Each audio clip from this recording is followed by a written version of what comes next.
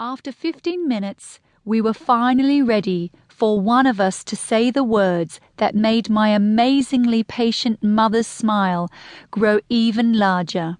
"Tarvitsen Vessen." "Really, darling?" she replied in her soft Scottish lilt. "You're sure you need the bathroom?" And so began the ritual of undressing and then dressing again, either one of us. Or maybe both. Life in Finland was never fast, especially in the winter. We had to go slow and steady, making sure that we were prepared whenever we stepped out of the house. And my mother was always extra careful with 2 small girls. I was born in Jyväskylä, a small city in the middle of the country.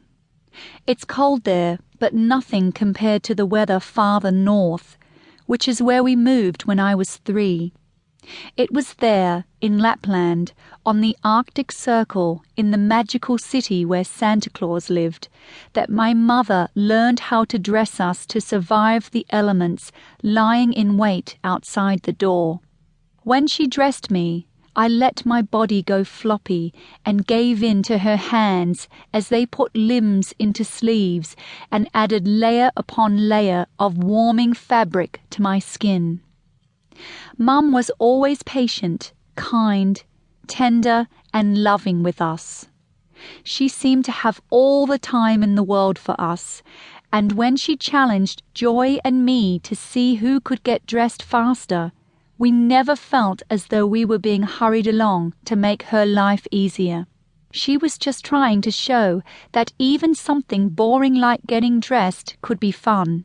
It was a simple lesson to learn, but one I've never forgotten. Those times when my hands flew into a frenzy in an attempt to transfer my clothes onto my body before Joy could transfer hers left another mark on my character. They nurtured my competitive spirit. Sometimes I won, and sometimes I lost, but I'm not sure that the result was always the most important thing. I enjoyed the thrill of trying to be the best I could be, and perhaps that was when I began to learn that if I pushed myself a bit, I could do more than I imagined. Finland was not my mother's home. She was born in Scotland, but signed up for a new life when she met and fell in love with my father, a man born and bred in Finland. Within 18 months of meeting him, she had seen every area of her life change: country, language, culture, and climate.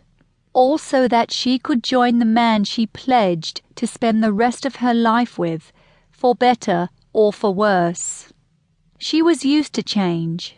As a younger, single woman, she left the west coast of Scotland and travelled a lot, living and working in both Canada and Pakistan before meeting my dad and moving to Finland. Yet moving up north meant more than a change in climate. We moved from a city with a university, an airport, a railway, and roads with proper sidewalks to Rovaniemi, a town of a few thousand people, some basic stores, a church, and not much else. It was a simple life. When summer came around and the temperatures rose enough for the snow to melt, we played outside constantly. For months it seemed that the sun never set, giving us endless opportunities to pursue our adventures.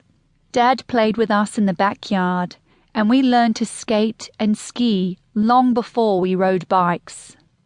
We made snow angels and stared in silent awe as the low sun glistened on the snow. We had no money, yet the outdoors entertained Joy and me free of charge.